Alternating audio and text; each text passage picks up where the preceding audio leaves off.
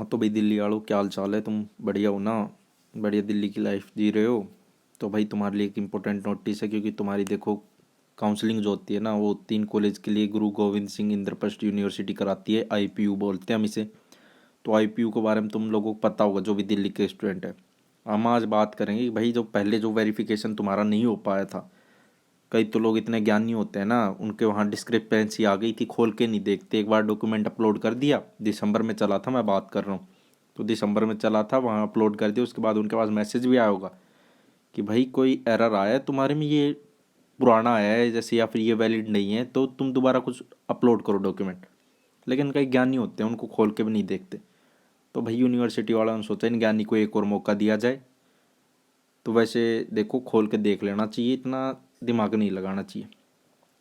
तो उनके लिए नोटिस है कि last opportunity for verification of documents in programs MBBS code, BMS code, BHMS nursing for academic session 21-22। तो तुम्हारे लिए नोटिस है कि अगर तुमने वो अपॉर्चुनिटी भी मिस कर दी थी कि तुम्हारा नहीं हो पाया, तो भाई तुमने ध्यान नहीं दिया, कहीं बिजी चल रहे होंगे, नहीं देख पाए होंगे। या फिर कई स्टूडेंट होते हैं जो भाई अपलोड कर दिए होंगे लास्ट दिन, लेकिन उनको पता नहीं चल रहा होगा क्या हुआ, वेरीफाई नहीं हुआ होगा, उनको फिर से एरर आ गया होगा। तो उनके लिए है भाई। तो इस नोटिस में मेन है कि भाई जो रिजर्व कैटेगरी वाले हैं ना, जो जो भी अपना रिजर्व कैटेगरी में फ़ायदा देखना चाहते हैं, तो उनके लिए मेन है। तो भाई तुम्हें अपना OBC certificate, SC certificate, caste certificate mainly, या फिर पीडब्ल्यूडी जो भी ईडब्ल्यूएस में आते हैं, ये सारे सर्टिफिकेट जमा करने होंगे अगर आपको फ़ायदा चाहिए तो। अगर फ़ायदा नहीं चाहिए तो मत करो। लेकिन इसमें एक और दिक्कत है, तुम्हें अपलोड करने के बाद साइट रेगुलरली भी चेक करनी है। और एक लास्ट अपॉर्चुनिटी है भाई, तो साइट रेगुलरली चेक करनी है, क्योंकि वो एक्सेप्ट जब तक नहीं कर लेते ना कि भाई तुम्हारे पास डाउनलोड लेटर आ जाए कि भाई वेरिफिकेशन हो चुका है सबका, अब आपके पास वेरिफिकेशन लेटर आ गया है। और जिन जिन के पास वेरिफिकेशन लेटर आ गया है ना, वो टेंशन ना ले, उनका हो गया है, उनका वेरीफाई हो गया है। और जिनके पास नहीं आया है, तो वो खोल के देखेंगे जब नीचे एक नोटिस में मिलेगा तुम्हें कि भाई तुम्हारा नहीं हुआ है अभी, तुम्हारा ये इस चीज़ में गड़बड़ी है, तो दोबारा करो। तो अगर तुम दोबारा भी अपलोड करते हो ना, तो उसमें भी तुम्हें चेक करना है। इस पूरे पैराग्राफ में ये लिखा हुआ है कि अगर तुमने ये नहीं किया, अगर गलती से तुम्हारा रिजेक्ट हो गया या फिर तुमने नहीं अपलोड किया, तो तुम्हें उसका बेनिफिट, कास्ट का बेनिफिट, रिजर्वेशन का बेनिफिट नहीं दिया जाएगा, तुम रिजेक्ट हो जाओगे।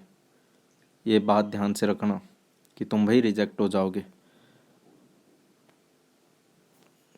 और ये दूसरा वाला अनरिजर्व कैटेगरी स्टूडेंट्स के लिए है।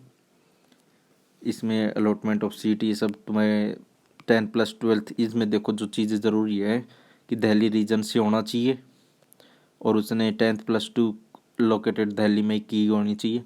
अगर NIOS से हो, ये ओपन बोर्ड होता है, तो proof of any study centre mandatory है। तो NIOS वालों देख लो, कभी डर रहे हो कि भाई कैसे होगा, तो समझ रहे हो ना।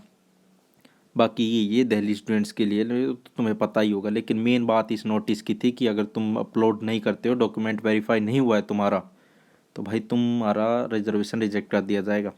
अब तुम्हें रेगुलरली चेक करते रहना है साइट को कि भाई तुम्हारा वेरीफाई हुआ है नहीं हुआ। कोई भी दिक्कत आती है तो वापस अपलोड कर देना, समझ रहे हो।